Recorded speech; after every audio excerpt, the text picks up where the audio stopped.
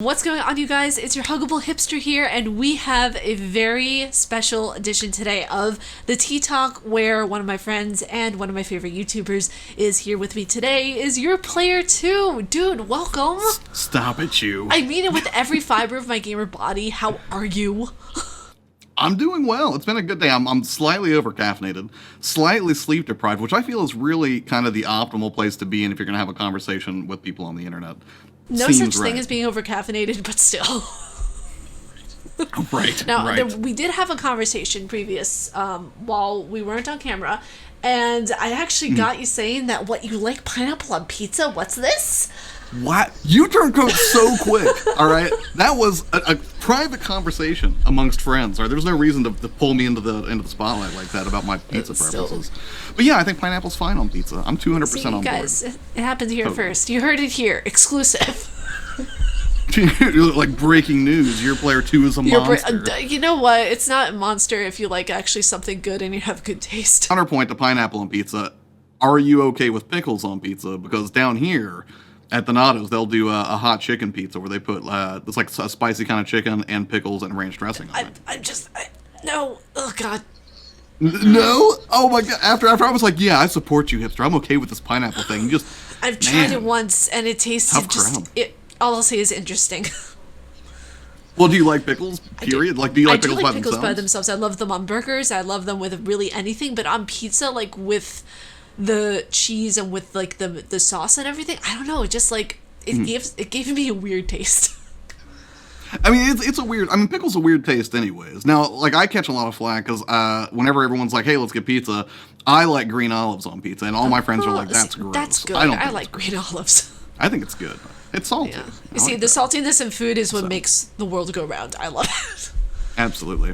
Right. Occasionally punctuated by sweet pineapple. But yes, that's true. I agree. And for all you anchovy lovers out there, I'm sorry. You horrible garbage people. It's just the way it is for right now. In Death Stranding. So, one topic that I really want to cover before we get into stuff is an article that was sent to me actually very last minute. It was about the Outlast trials. Now, you guys, you know I'm a fan of Outlast. I've played Whistleblower, Outlast 1, and Outlast 2 on the channel, and they're in the process of making a third Outlast game currently, but it says on their Twitter post that set in an era of the Cold War, the Outlast trials will allow players to face the horrors that await by themselves or with other test subjects. And as we can see in the photo over here that will plop up somewhere, not on Josh's face, I promise, you see the teaser photo that they had where the person is like trying to grab the guy's hand and everything with the dog tag. So it's very telling of what they're doing here, and they say more info on Facebook, but your girl got no Facebook, so that ain't happening. Yeah, I'm looking at that Polygon article because I didn't know about it till you alerted me to it prior to us jumping on here. Personally, I played Outlast 1, never played Outlast 2 because I had not yet finished Outlast 1, I'm sorry to say. But I'm not surprised in the slightest to see them trying to take that franchise in a multiplayer direction. That's not surprising. Exactly. I think it's a good idea. I think so too. I mean, Outlast in itself, like for me personally, my audience knows I don't really get horrified by Outlast. I'm just more intrigued by the plot line. Right. But I can see a lot of people just really shitting their pants over this. Yeah, like, I commend you for that, because that's not where I'm at with horror games, okay? Like, I'm a huge baby when it comes to horror. I love them. And I'll have, music playing in the background. It's like the Beatles, or like the happiest, most the Backstreet Boys, you might say. Because it makes it easier. It's more palatable, if I'm alone. Now, if I'm playing with friends, I don't do that. I act like a tough guy, but I fail miserably, because they're like, why are you crying into my shoulder? You see, it's kind of the opposite with me. Like, and me too, I'm ashamed to admit this, but with my friends, gosh, I can't believe I'm saying this on camera. I will act scared when I really don't feel scared just to fit in with people. I mean, I think everybody does that. Like, I think that's probably a good thing. That, like, if you have that degree of empathy, if you're like, this person's terrified, I should probably make them feel better about that. That's probably not the worst thing. I mean, there are worse things you could do in a group. Because the thing is like, this one person I was playing the game, particularly actually Outlast Whistleblower with, I'm not going to say who because it was an ex-boyfriend, he got really, really scared, and I was like, I've played this so many times. Like, I'm thinking in my brain, what the hell do I do? Do I act scared? Do I act, like, what do I do? Right. Now, see, like for me, when it comes to like even just like movies, I really enjoy, and to a slightly lesser degree, video games. I love, and it sounds creepy, but I love to watch somebody else play a game, and I'll sit there like Michael Jackson eating popcorn, like just completely entranced by it. Because I'll have friends play scary games, and I can't wait for the scary parts to happen because I already know where they're going to be. So I just wait for, I don't empathize. See, you're a better person than I am. I sit there and I laugh. I kind of feel like that's a masochist coming out in us because we're like, oh yes, I want you to just squeal and jump in pain. Right. Like I want you to, just be completely mortified when you encounter Pyramid Head for the first time or something. Yeah, that's Pyramid Head. I have so many thoughts on him. Yeah, that's a heavy opening scene for a video game character. I mean, the fact that, and I've said it to my hipster clan on here before, the fact that the opening scene of Pyramid Head in Silent Hills 2 is of him raping a mannequin, that's heavy shit. Yeah, like, I mean, and that's the thing, like, that's the reason I was so enamored with Silent, and that's the reason I tried to drop in on at least one or two videos of you playing Silent, I think it was Silent Hill 3 you were playing. But like when I was growing up, like, Silent Hill 2 was it's one of my top 10 games for sure. I'm not going to commit to where it is on that list. But what I will say is that was one of the first games that I really saw try to tackle more adult themes, more mature subject matter. And really I thought in a fairly artful way, right? Like they weren't overly ham-fisted about it, right? They weren't just going for like gore shock for the sake of it or body horror just for the sake of it. All those creature designs had a reason to be presented in the way that they were. And that's the thing, like, that's why I love doing the psychologically gamings, too, because it's like, you get to see such in-depth character development, whereas I feel like so many video games nowadays, and for people who don't feel like this, I'm sorry, this is just personal opinion right now, but I feel like creatures and monsters have gotten so similar that when you really take a look at a game like Little Nightmares, for example, all the creatures are completely distinguishable and individual towards one another. Right. Same with Silent Hill. Yeah, and that's the thing. Like with Silent Hill, with like the later entries, it's like I don't feel like we should have really even seen Pyramid Head after 2, but he became like such a poster child for the series and such a fan favorite that they were almost crazy not to include him. But at the same time, I think for like really hardcore fans were kind of scratching their head. Like that was supposed to be a reflection of that character's psyche. I don't think he really has a place in like Homecoming. Well, you see, that's the thing. I'm going to actually be playing Homecoming on the Twitch channel. Tell me I didn't just spoil something for you. No, you didn't actually, because when I saw a couple of people who were like saying that, oh my god, Homecoming is either A, so difficult, or B, not worth your time, and I'm just like, I'm a Silent Hill fanatic. Like for me, my introduction into the Silent Hill franchise was through the movies. It was not through the games. Oh, you poor soul. Well, actually, you know what? Yeah. I'm going to say this. The Silent Hill movie was pretty good. The follow-up was not very good. But the first one, like Chris Gans, like that dude knew what he was doing. He had the camera angles right. He didn't stray away from Akira Yamaoka's score. Like he made sure all of the music was basically intact, so he didn't try to do something crazy on that front. Although I will say, who was it? The dude that did the Dexter music. I think it was Daniel Lick for was it Book of Shadows? I always get the name wrong for the Vita version because it was. But a lot of people were upset because that HD collection was such a train wreck, and it's sad because it wasn't truly and completely the developer's fault, because apparently they didn't even have all the finished assets to do they kind of had to like wing some of it.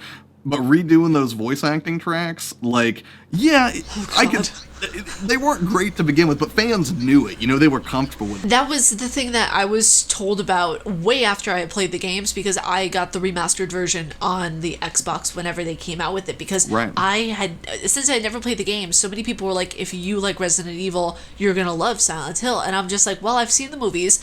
I absolutely love the movies. For me, it's very nostalgic because I remember seeing them when I was like, younger in college, like 17, 18 years old. All right, so next up, you guys, we're going to be getting into some of the articles that I got sent and I prepped for this week, and let me tell you, I was fangirling, but not too much because I don't want to get myself overexcited in case, we get disappointed as fans. Not like PlayStation, though, with The Last of Us. Wait, what? Just saying. Wait, what? Well, don't you talk bad about my precious Last of Us, hipster. What's wrong with it? Are you talking about the delay that we got hit with? It's not just that. It's the fact that the trailer for The Last of Us Part 2 came out 3 years ago. That's not true. You are lying to me. No, I'm not. 3 years ago. 3 years ago, I think it was yesterday. The original Last of Us 2 trailer? The Last of Us 2 trailer, yep. Jeez. Yeah, because, that makes sense. Because we've been waiting since 2013. for a sequel. It's been a minute. Just saying. He's currently searching his database right now. I already said that you were correct, okay? There's no reason to rub my nose in it, all right, hipster? You win. It's so much fun to be right. I love it so much. I wouldn't know, so... Whenever you get into articles like this with Resident Evil 3, you're hearing rumors, we're hearing misnomers, we're hearing just everything under the sun.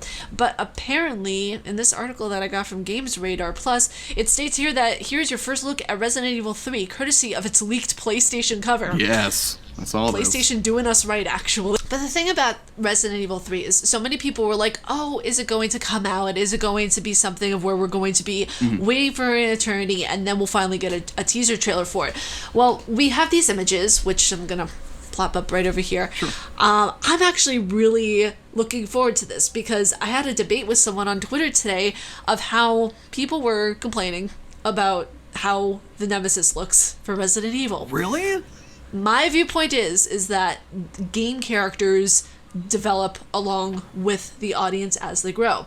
Mm-hmm. We've been playing this game franchise since we were kids. Right. It should grow along with us with the times. Yeah. This is just a flow of how evolutionary things should go with the games. Right. So we see that Nemesis, it looks more gnarly, it looks more fierce. The teeth, I don't know even how if he got braces or not, but maybe. With this character, and I feel like the way they did Carlos and Jill, I'm biasing them. It's like K-pop, I'm just biasing. Right. So it states here in the article that the covers reveal the Nemesis Big Bad form, the original game of 1999, which I still can't believe it's that long ago, will be back in action as the remake's main antagonist alongside lead characters Jill Valentine and Carlos Oliveira, looking ready for combat against the backdrop of Raccoon City. What do you think about this, Josh? I'm actually pretty excited for it, and I'm excited for a few different reasons.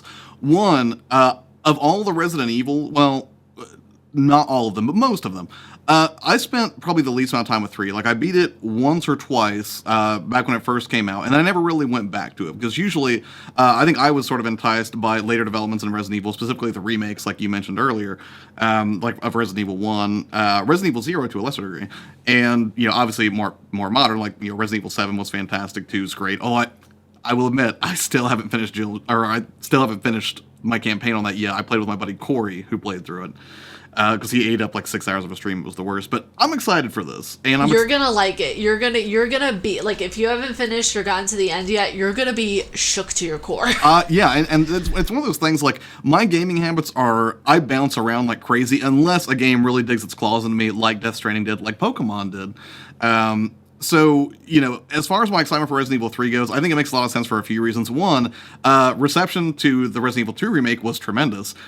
2, I'm guessing that they're planning to basically reutilize the same engine they used for 2 to make 3, which, I mean, that just makes good business sense.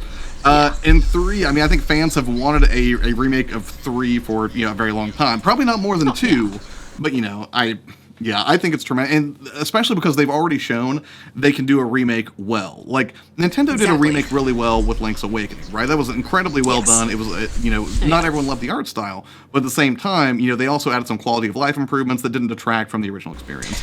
Exactly, and plus, on top of that, you know, people who have nostalgia attached to a video game are more likely to go and buy it no matter what the quality, even if it's bad. That's the thing, and I absolutely, like, feel like people have so much faith in game companies of where they're just like, well, we're gonna see how it is. If it turns out great, that's awesome. If it's bad, it'll be a piece of memorabilia. Oh, yeah, and that's the thing. Like, not every remake has been good. Like, and I'm not gonna throw too much shade at Medieval, but I was excited to play Medieval because when I was in that weird transitionary phase when I was like, okay, you know what, it's time for me to quit being a hardcore Nintendo fanboy and start to embrace some of the other platforms and see what they have to offer, broaden my horizons, as it were. I really wanted to play Medieval on the PlayStation. I never got around to it because it looked kind of quirky and fun, and, you know, I like the aesthetic a lot. And when I got this game, I was like, $29.99. This is tremendous. So I got it, and it was a beautiful game. And I started playing it, and I was like, man, they really just did a perfect recreation with only updated graphics. The camera was still really awful. That's true. It was real stiff. There's like no checkpoints, no real modern convenience there. So you have to replay a whole level if you die at a boss. So yeah, I agree that, you know, a remake's great if it's done well, but I don't necessarily just put raw faith in companies to do that. the reason that I have faith that this remake is going to do very well is because whenever we had the remake of the very first game and then we had the remastered version, it just showed that Resident Evil was really doing something with the RE engine that was going to blow people's minds. Right. And the fact that they even recreated how the keys looked. Like, they still kept them the same, but they recreated how the keys looked in Resident Evil 2, and I'm just like, this is everything I wanted when I was 10. Right. And to their credit, man, I mean, like, they kind of rebooted. They really took that series and course corrected and got it back to baseline. Because, like, almost everyone agrees, 4 was like this unmitigated classic, right? It was a breath of fresh air for the series, and it was incredible. 5 was really good, not quite as good as 4, and then 6, and then Raccoon City started to go off the rails, and the fact that they were able to kind of like course correct with that and bring it back, okay, let's go back to basic. How do we make an incredible game that is worthy of the Resident Evil moniker? And they knocked it out of the park with 7. 2 was fantastic, and I expect 3 is going to do the same, unless, maybe they can only do trilogies that are good at a time, and then things start to go horribly awry, but I guess we'll see.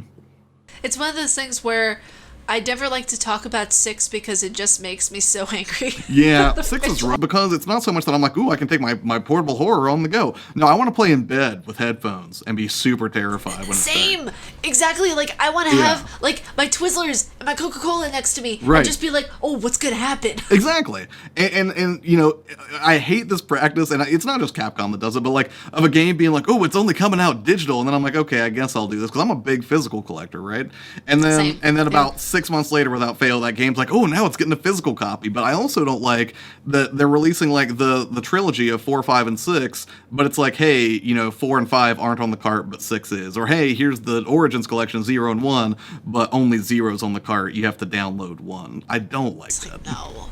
Yeah, it's just annoying because it's like, for me, whenever I move into my apartment, I'm going to be creating a shelf for all the Xbox games. Oh, nice. And I already started like creating like my inventory, and they were like, oh, we don't have 5, it's only for download whenever I went to GameStop. Yep. But we have 4 and Revelations. I'm just like, killing me here, Smalls. Although I did like Revelations, I will admit. I haven't finished Revelations 2. I beat the first Revelations, and I was just like, this is a really incredible portable Resident Evil. And I liked how they chunked it out into like kind of an episode sort of structure, so it was a little more conducive to like pick up and play action. Like, I liked that. Because there are some games, like if you sit down to play it, it's not going to be like, you can't sit down and be like, you know what, I think I'm going to knock out 15 minutes of Death Stranding. If you sit down for Death Stranding, you're in for a 2-hour wild ride. That's true, yes. Exactly. But but the way they did Revelations, I thought was really, really conducive to being like, you know what, I think I can knock out an episode while I'm like waiting for the bus or whatever. Interesting. Okay. Yeah. You see, I'll have to look out for that, because whenever they were having like this buy 2 get 1 thingamajigger for Black Friday, yes. I was just like, I don't. Oh God, this is like supporting my addiction way too much right now for collection. So I settled. I got Revelations. I'm gonna be playing that on the Twitch channel for anybody who's genuinely curious. I would like to see that for sure. It's gonna be interesting because I know Jill Valentine is in Revelations, and she is my homegirl. Like, I have a girl crush on Jill Valentine. Right. Next up, we're going to talk about what I think might be one of the most promising things that's going to happen to the platform. Now, Josh, I don't know what you think about what I sent to you, but apparently YouTube's new gaming policy will allow creators to produce more violent footage. What do you think about this? I think that's great. I mean, it's a video game, right? I mean, now that will be a more interesting conversation as, graphic processing power increases and we approach, more photorealism, I think. I mean, you could argue that it's kind of there now. Because, if you look at the fatalities in, like, modern Mortal Kombat, it's pretty grisly stuff. It is. Especially, like, stuff with The Witcher, too. Like, goddamn. Yeah, no kidding. As someone who's been playing Witcher 3, yeah, I agree.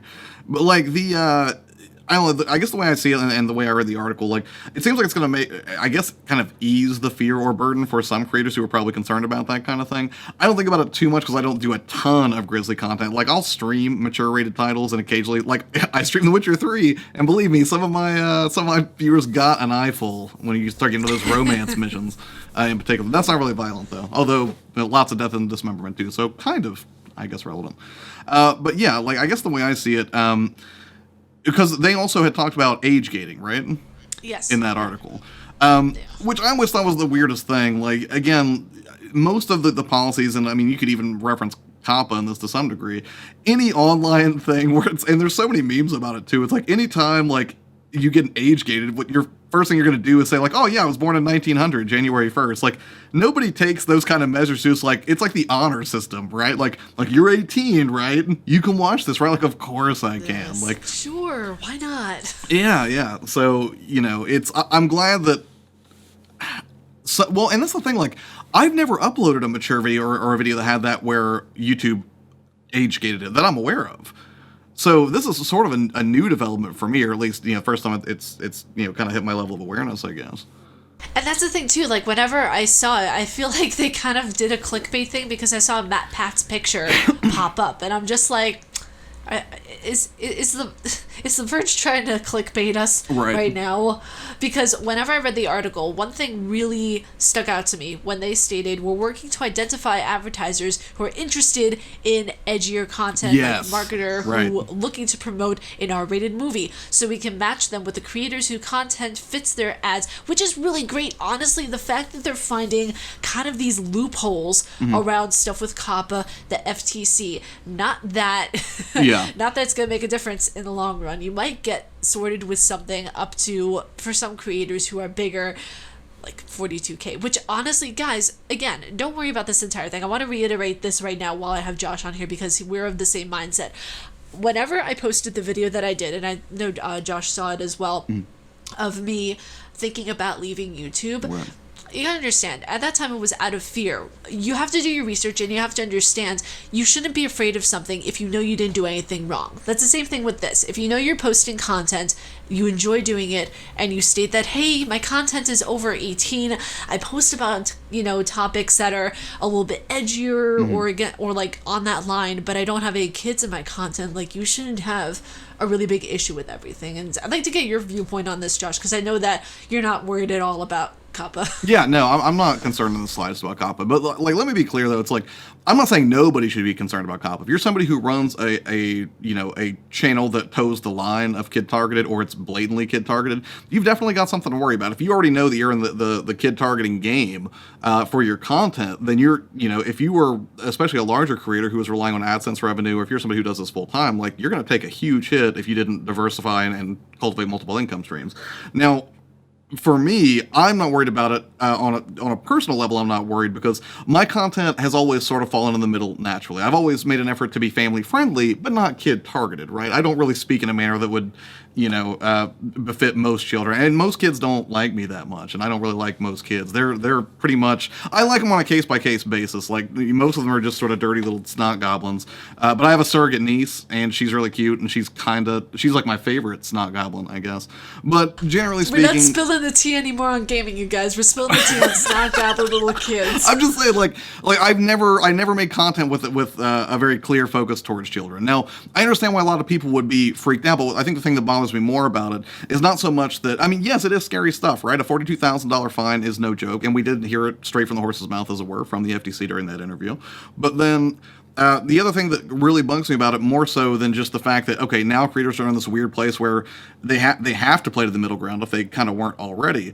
But now, YouTube's pushing back and saying like, oh, we can't give you legal advice. It's just your job to do this. When in fact, we as creators weren't the ones who did this. We didn't have data harvesting capabilities. And unless we went to the extra mile to put links or software in the description of videos that would funnel kids to another website where that kind of stuff was happening, then you might be liable.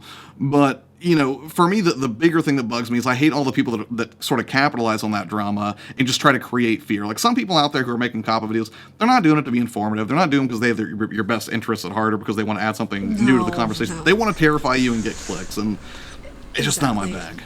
It's like, I'm laughing about it because it's just like, it's so ridiculous at times because I see all these lawyers popping up and I don't know whether to think they're self-proclaimed lawyers or actual lawyers because they're dressing in a plaid top with a tie. Like, right. I don't understand this because when I see people trying to fearmonger and do all these things that state that basically if you don't do this is going to happen and so and XYZ is going to occur.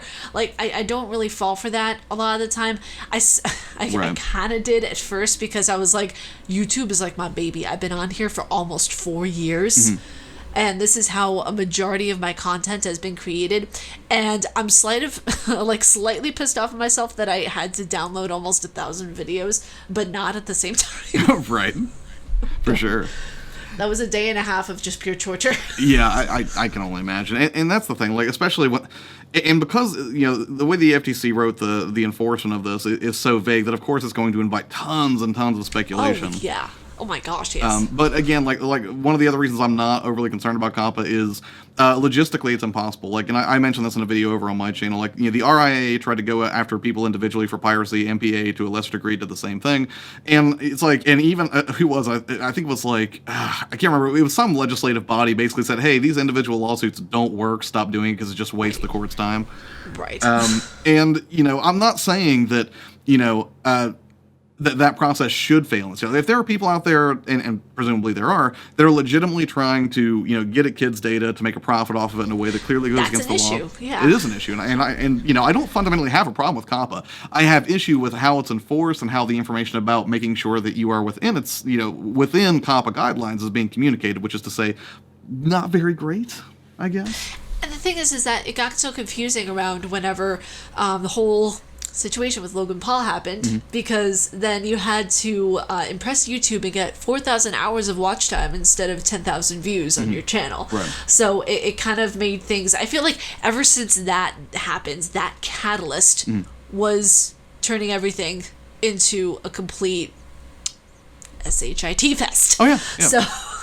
So whenever I saw that, and then I saw people were just like, oh, well, okay, we're going to become more kid-friendly. Now we have to curse. Now you have to do things. I'm just like, people are going to get... Because of, like, how difficult it is for YouTubers to kind of handle the swings of, like, new features or new enforcements or changes to the algorithm or things that naturally kind of make your life kind of difficult, you know, my branding has been very heavily centered towards, like, I want to help gaming channels on YouTube with, like, you know, informative content or encouraging content, that kind of thing, and then do gaming stuff as well. But it's even made me start to rethink that a little bit, and in fact, like, the whole YourPlayerTwo brand, like, I may move that more in a, hey, here's how to be a gaming content creator regardless of platform. I will still talk about how you can make better videos, but maybe not necessarily have to be purely on YouTube. And as it stands, I remain beholden to YouTube. YouTube's done a lot of great for me. I've had a great time on the platform. I've met a lot of cool people, including yourself. And you know, I'm not jumping ship just yet, but I also want to make sure that my branding is such that, you know, because web platforms, they don't stick around forever. I'll never forget, it's so hard to watch the beginning of Iron Man now in 2008, because he's like, I don't want to see this on your MySpace page. I'm like, ooh, Tony's old. No. This is hard. Oh, no. So, you know, one day YouTube could be gone, but as it stands, Google has incredibly deep pockets, and they've got more important than deep pockets, and I think something a lot of people underestimate. They have the data. They are masters of data, and they have I can't even imagine how much data they have on all of the people on this planet, and that's a lot of power. You can do a lot with data. You can manipulate elections with data. You can, you know, figure out how to make people buy things with data. So if you were to switch lives with any game character, who would it be and why? Oh wow, that's a big. How much time do we have for this? That's heavy, hipster. No prep time. This is like lightning round stuff. If I could switch lives with any particular video game character, and why? I'll tell you, I would never pick somebody from the Silent Hill series. Like, I like the idea of visiting Silent Hill, but I wouldn't want to live there, right? I feel like it's such a cop-out answer, and I feel like it's such a boring answer. But I'm going to go ahead and say Link, but specifically Link from Breath of the Wild, because Breath of the Wild is a beautiful world. I know it catches some flack for feeling sort of empty sometimes, but I would counter that by saying what you would call empty, I find to be peaceful and serene. My next question for you: yes. Coffee or tea? Coffee or tea? Coffee at 140 degrees. Okay. All right. We have a winner. No, it's not that I don't like tea, right? I like bubble tea. I like regular tea. I'm just incredibly impatient. Tea, you have to wait a little bit, right? For it to get good, it's got to steep. It's got to sit. I'm not a patient person. That's why I say coffee at 140, and I have people that make fun of me on Twitter for this. And it's weird, because I'm not the kind of guy who goes to Starbucks. I'm just like, oh, yes, I need a double foam latte, extra skinny. I don't do that. I will go there and I'll just be like, just give me something with a lot of caffeine at 140. And they're just like, they're like, do you have a particular drink in mind? I'm like, I don't. Just surprise me, because I don't really drink it so much for the taste as much as just surprise me. Yeah. That's a mood. I'm a big fan of just going to restaurants or bars or coffee places, just being like, just give me what you think seems good. I'm very easygoing. If I did that, I would die, because I have a nut and fish allergy. So surprise me with death. Well, you can do that with a caveat. You could be like, surprise me with anything but The nutfish, because I think that would be a horrible situation. And then what they come out with, because the chef is a total whack-a-job, he'll come out with the nutfish surprise. Right, exactly. Like, we heard what you said on the internet about pizza. Enjoy your food. That's like saying, enjoy your 24 hours. Right. Jeez. So, my final question for you is, when you are doing YouTube, what is your prep like? Because I know people have like these kind of mantras that they go through, and I've never really told people about my prep or whatever I do. So I feel like this will give people a good time to let others know how we necessarily prep to do our videos. Oh, how sorry. At first I didn't. I thought you said how do I prop right, and I was like, what? I was like, man, you better come up with something good. Like, if you got to do prop comedy, it's gonna be a hard video. Oh god, no. How do I prep for you? Do you mean like on a day-to-day basis, or how do you mean? Help me out here. Yeah, like, do you have like a mantra that you say to yourself, or do you have something that's like that gets you into the mojo of recording game content? Might be a really weird question, but still. It is a really big question. Do we have time for me to spin off a little bit? Like, I'm not going to go over. We do. Anybody on YouTube can be kind of weird depending on what your perspective is towards it. I think some people look at YouTube and they think, ooh, this is a magical money machine, and I'll get into YouTube because I'll make money. And you can make money, but there are way quicker, like, go shovel some snow. You'll get money way faster, more efficiently than starting a YouTube channel. But one of the things that I think that really hurts a lot of creators and a lot of aspiring creators, and really just sort of hamstring some people out of the gate when it comes to the YouTube game, is they're very results-oriented instead of process-oriented. And what I mean by that is they get validated. They're like, I only want to do YouTube if I get X number of views or subscribers or X amount in ad revenue or sales or whatever.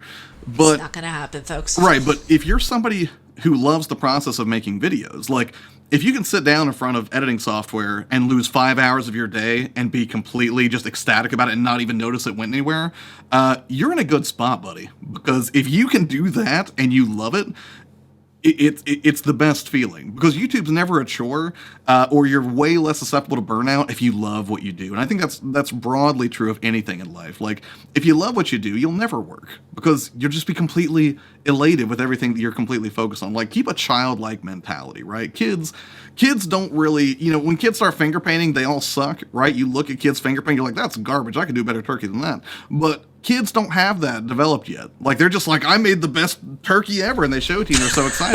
They have no understanding of, like, Sally down the street may be a tiny idiot savant who's much better at making, finger paintings than she is. And we as adults, we overthink and we overanalyze so much. And I think that's another thing that stops all people. So my personal prep, sorry, I haven't even answered the question yet. My personal prep is this. I force myself into some routine, but I make sure that routine is not so rigid that I risk burnout or overloading myself. And usually the way I do that is I'm like, every day I have to do at least 2 to 4 hours of YouTube work. And I don't put a lot of really strict regimen on that. I'm not like, okay, you got to come up with 15 video ideas, and then you got to record for 2 hours, and then you got to edit for 2 hours. I just try to stay in a state of flow by doing the things that excite me, because if you're not excited, the audience isn't going to be excited. Like, people have great BS detectors, so if you hate what you do, or if you're dragging yourself in front of the camera every day, like, let's talk about Street Fighter, like, people are going to know you don't dig it, and it's going to be very hard to build an audience off that. It's very true. I like that. Yeah, so the way I prep is I try to make sure I get enough sleep, which rarely happens, or I take naps during the day to counteract my own hypocrisy. And then, so I try to get enough sleep. I don't, and this is different for every creator, but I don't script everything all the way out. Now, for some video types, that makes sense. Like, if you're doing a really in-depth review and you've got a lot in your heart and soul you want to say about a particular game, you might write 12,000 words, and that makes sense if you really want to get it all out there and you're ready for a big project. But for day-to-day YouTube stuff, have some faith in your audience, have some faith in yourself. Like, if you love what you do and you can talk about it intelligently, just get in front of the camera and riff a little bit, because the other thing you can do to get over some of that fear is, just remember, just because you record doesn't mean you have to edit it. And just because you edit it doesn't mean you have to upload it. And just because you upload it doesn't mean you have to share with the world. You can share with a few friends and kind of get some feedback, right? So fear is a problem for you. That's something else that I do, is I remind myself, I make myself record almost every day, and there are tons of videos that I even taken all the way through to editing that never saw the light of day. I was just like, you know what, I'm not happy with it, but I kept working on my craft. I kept putting in the work. So yeah, my prep is to get enough sleep, don't overload yourself, love the process, and just get in the habit of doing the work. Like, a lot of people like the idea of success, but they don't want to work for it. See, you heard it here first. Well, okay, you've heard it several times, but you've heard it here first on my channel. It's really, really awesome, actually, that's your perspective, because for me, like, my prep is completely different. What's your prep? It's so weird. Tell me. Because, like, okay, I'll get up at, like, on an ideal day, I'll get up at, like, 5 o'clock in the morning. Right. And if I'm not doing streaming or anything like that on a Tuesday, for example, I will get up at 5, I will get a coffee. I will get into... Wait, yeah. I mean, you know, coffee's a priority, though, honestly, though. I will get a coffee. I will actually, like, practice singing with my voice. Right. That way I've heard you sing. You have a tremendous voice. Oh, thank you. I mean, you know, just because you're on my channel doesn't mean you have to. He wasn't sponsored, okay? Don't think he was. I got paid good money to say that about hipster's voice. Nothing. You see, it's so interesting whenever somebody calls me hipster. I mean, like, I'm just like... That's how I branded myself, folks. I call people by their YouTube name until they tell me, like, you can stop doing that. So if you tell me to call you by your actual name, I'm happy to do it. Yeah, I mean, no, I just find it so interesting because it was like, I never thought so many people would be calling me hipster. And I'm just like... I love it. I think it's great. great. Wrong with this. So. But no, I get out, I get a coffee, I get into hair and makeup, and whenever people hear me say, oh, getting into hair and makeup, they're like, do you have a hairstylist? I'm just like... No, I do it myself, fool. Right. It's okay. Right. And then what I'll do is I'll meditate for like 2 to 3 minutes, get my mind centered. I'll practice vocals. That way I don't sound scratchy in my voice whenever I'm recording. Right. And then I'll hype myself up with some music, be it either, and I can't believe I'm saying this out loud, Kanye West. I will hype myself up with BTS. I'll hype myself up with some K-pop. Just a range of that, and then I'll get into recording. See, I like... So when you said prep, like, I was thinking more like high level, like, how do I keep my mind right? But like day-to-day stuff, you and I have actually a fairly similar routine then. Like, I get up, I do my makeup first thing before coffee because I'm dedicated. No, I'm kidding. And I actually will meditate as well for about 5 to 10 minutes, and there are a variety of like apps or just like binaural beats or background static, I guess, that I'll listen to while I do it. And then usually what I did for 90 days on the channel, I just live stream in the mornings. And then I quit doing that, much to the chagrin of a lot of people on my channel. I was like, look, it's part strategy, part personal sanity. That's really hard. But my normal thing is I try to make sure that before because I work from home. My workday starts at 9 o'clock. So if I get up at 6, I'm overjoyed because I'm like, that's 3 hours of time that I can crush it on YouTube. And before my workday even starts, if I have a horrible day at my day job and at the end of the day I'm tired and I don't feel like doing anything else and I'm just not in the right state of mind, I know I've already knocked something out in the morning. Like, I can feel good about that if I'm having an off day. So I like to get at it early. And if I'm up early like you, I'll get coffee. If I'm excited about a video or if I'm knee deep in editing, I'll edit for a few hours. I will, if I've already got videos that are sort of like scheduled to go out, then I'll start writing new videos or brainstorming or looking at the calendar to figure out what's going to roll out when. Because I'm a big fan of batch filming. Like, if I can. Yeah, same. Yeah, like if I can get 8 scripts, and when I say scripts, what I mean is, because I'm not saying like you have to go 100% no script, but like sometimes I'll at least put bullet points so I don't forget something that I want to talk about, like for like a review or something like that. But if I have like 8 of those bad boys lined up, I will happily get up at 6 a.m. on a Saturday and just go to town recording 8 of them back to back, load them all into the hard drive ready and go hang out with friends for a few hours and then come back and get into it.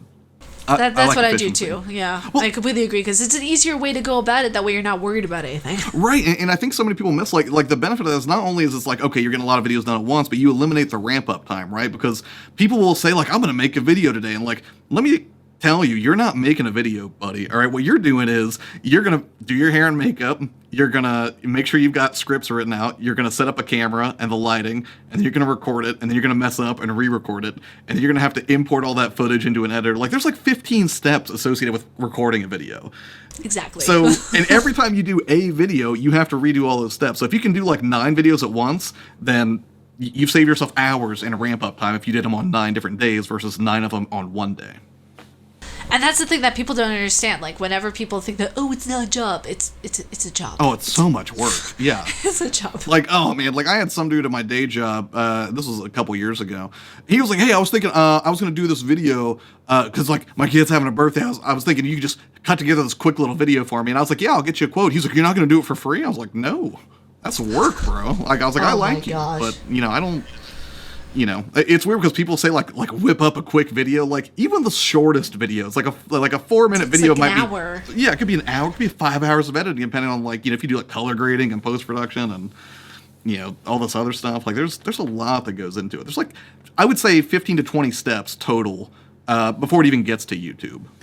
Yeah, and that's the thing. Like, people don't understand, like, all the fading, all the little, like, touches that make it unique. I'm just like, if you want, like, an exponential fade, you gotta pay for that shit. Yeah, I mean, totally. And if it's YouTube, like, even then, it's like, your work's only half done. Like, once it gets uploaded, then you gotta do all this optimization on the video itself. The metadata, everything. Right. And then you have to do marketing, and then you have to, like, see how it fits into your overall strategy for, like, interlinking and things like that. I mean, there's a lot going on. SEO, just all the prep. Guys, just keep in mind, if you want to be a YouTuber, good luck. I'm serious. Yeah. Good luck. But, yeah. But Josh, thank you so much for joining me. It was an absolute pleasure. So guys, be sure to check out his channel. His link will be down in the description below for your viewing pleasure, and be sure to tell him. Wow, I can't talk today. Be sure to tell him that, hey, I'm here from the Tea Talk of the Huggable Hipster and the Josh Hipster. Yeah, I'll call you Josh Hipster. Okay. YourPlayerTwo. Be sure to subscribe to him because he puts out like really great content. His video that he did on Kappa, absolutely wonderful. But if you guys like our faces and what we do, please be sure to subscribe and hit that bell down below because I make videos every Monday, Wednesday, and Friday at 7 a.m. EST. And stay casually nerdy. Talk to you in the next video. Peace, you guys. God. Stop sipping on that Mountain Dew in your diaper while your parents are working 24/7. You literally said that as I took a drink of Monster, so now I have to do a lot of self-reflection. It's like, yeah, you stupid baby, as I drink my candy water. And you're not wearing a diaper. I wasn't talking about you. I feel like this conversation went in a completely different direction. Super did, which is fine. You know, I can handle the swings. You see, tangents are what make the world go round, kids. Right. Okay. I don't know. I don't think there's anything wrong with it. Now here's the, I'll throw something back to you. How do you feel about pickles on pizza? Oh wait, hold on a second. My wire went in front of my face. I need you to say that again. No. No, you're fine. You're fine. Hold on. Oh no. All okay, right. I think we're good now. Wait, what was that? Oh, my wire keeps going in front of my face. God damn it. All good. Technical difficulties are part of the YouTube I need to game. figure out how to do this. That way the wire isn't attacking my face. I just like waved at the camera. I probably look like a huge doofus. You can edit that out. You're an editor. And then I find out you're still rolling.